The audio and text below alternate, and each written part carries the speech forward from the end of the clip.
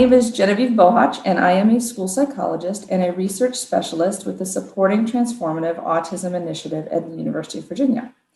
I am here today with Michael Lazarus to talk about education and his involvement with STAR. Hi, Michael. It's so great to see you. How have you been? I'm well, and great to see you as well. A little bit about myself or my background is I'm a school principal for in the Hampton Roads area, and at our school it's alternative school, mostly for students with disabilities, with emotional disabilities, and I do have two little ones. Well, one is not so little; she's in college age, 18, and another one, 11, who has some issues with depression and anxiety. Well, we're certainly glad that you found us.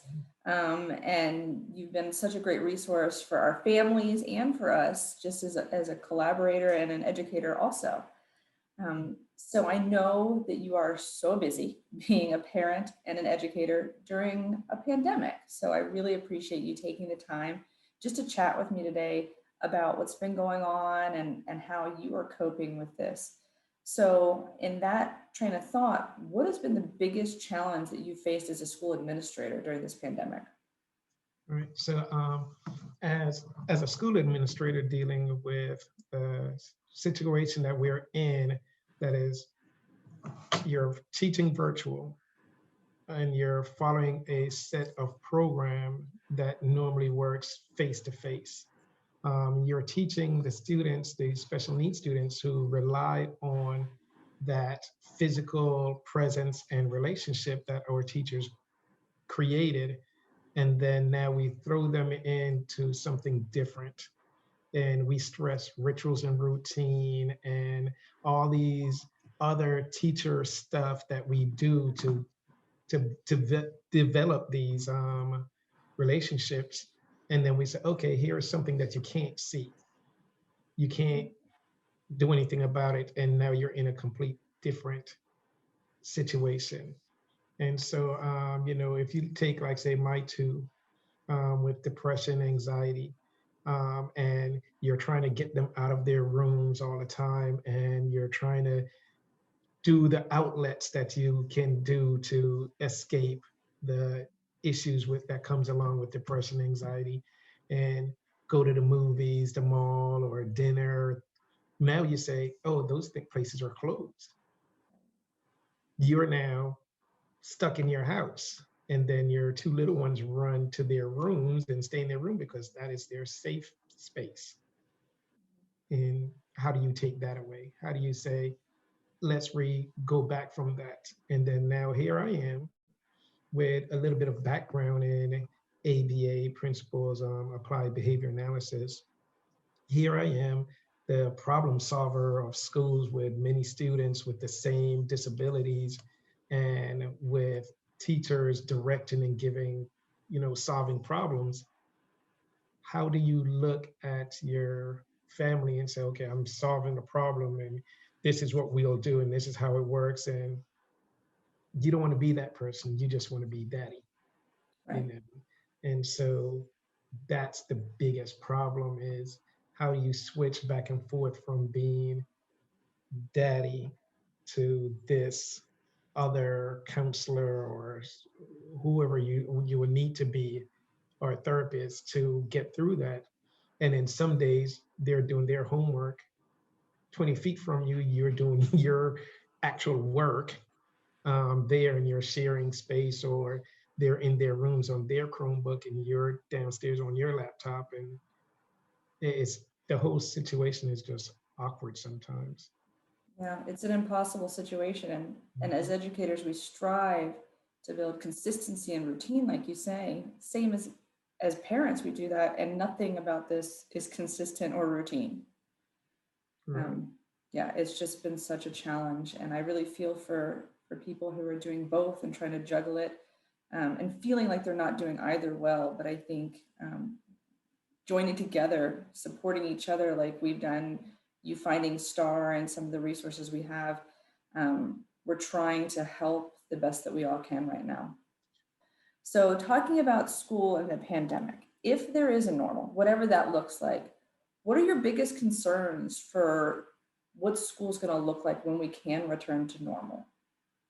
Right. And so, like you said, if there's going to be a normal, because now we're building for that new normal, we're already planning for September, even though we're not too sure what the summer is going to look like. We pretty much say this summer is going to look like now, but what will September look like? And so when I'm looking at September, I'm saying, okay, so it looked like we will still be wearing masks.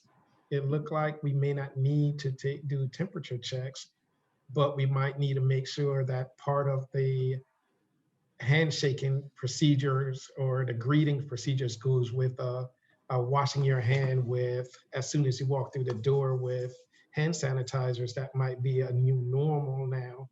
Your mask, we're wearing a mask. What kind of mask we're wearing, that's also a question for me, because the type of students that I see, I want them to be able to see facial expressions. I want them to see our faces and our smiles and laughs and, those emotional parts of us, because that's part of what teaching is. It's not just teaching ABC and 1, 2, 3. We teach the golden rules. We teach all these soft skills and executive skills, especially these students that you have to explicitly teach it to them.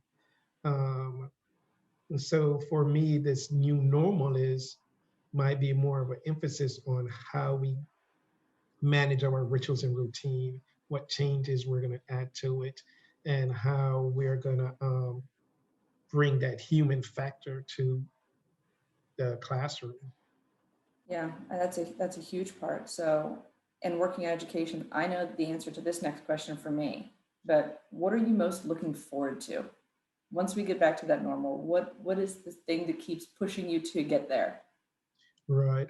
I want to be able to see us teaching our students new skills and how to operate in the world. Mhm. Um, so we have to look at, okay, what are we going to do?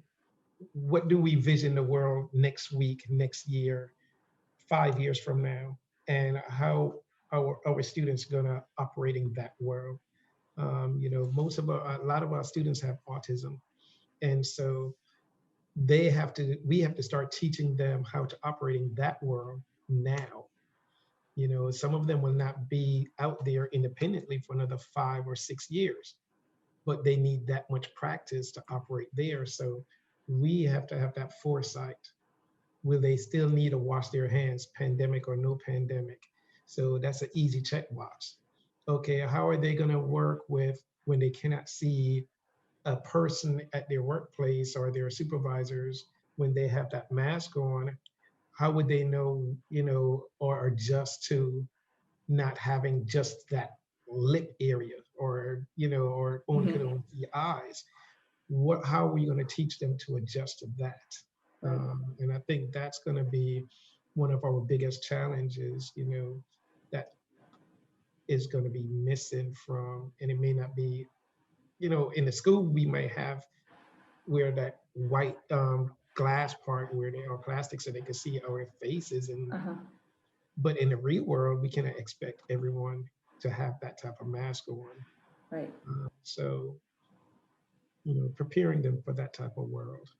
Yeah, and you kind of hit on one of the things I'm looking forward to. I like seeing those social interactions. I like you teach children something and then you see them apply it, which I think is missing because you can't get close to other people now. So I'm hopeful that we will get back to that point at some point soon. But Right, because part of our operation here is we take the students on what we call community-based instructions. And so at least once or twice a week, they're going out in the community performing some kind of task. And, you know, I don't know how they'll react if, say, we take them to a grocery store and say, okay, let's go grocery shopping, or let's take everything off the shelf and pack it back up. And they see 5 or 6 people walking around with masks when we know in their homes, mommy, daddy, or just whoever, and them. So it's a short, they only see 2, 3 people with a mask. And then in our class, they only have 5 students. in the classroom. Right. So, how that anxiety piece or how they might react to everyone is wearing a mask around them or people looking at them differently because they're playing with their mask or something like that. Yeah. So, So with all these questions coming up and what ifs, like what is it going to look like? What do you think the best way for parents to help prepare their child? What would that be? right. For me, I suggest that the parents start off with school. During the summertime, you visit the school. And when they visit, try to talk with the administrators, get a tour of the building, and ask the questions. What is going to be the new rituals and routine for entering the building, leaving the building, sitting in class? What are the expectations? And then you start talking to your child about it. Then you do another visit closer to the start of school when the teachers are starting to come back so they could start having that, one-on-one introduction, because if you wait for the open house that they normally do at the start of school, then now you have 10 other parents competing. And then that anxiety alone brings something negative to school. And say, no, I'd rather stay home in my room just by myself and I'll see you on the computer screen. That's better. And so, we want to get them back in the classroom. And so the best thing to do is to do 2 or 3 visits before the first day of class. That's a great idea. I really appreciate you taking time out of your really, really busy schedule to be here today. If anyone has any questions about this presentation, feel free to email us at star-autism@virginia.edu. Thank you all for joining us and have a great day. Thanks so much, Michael. Thank you.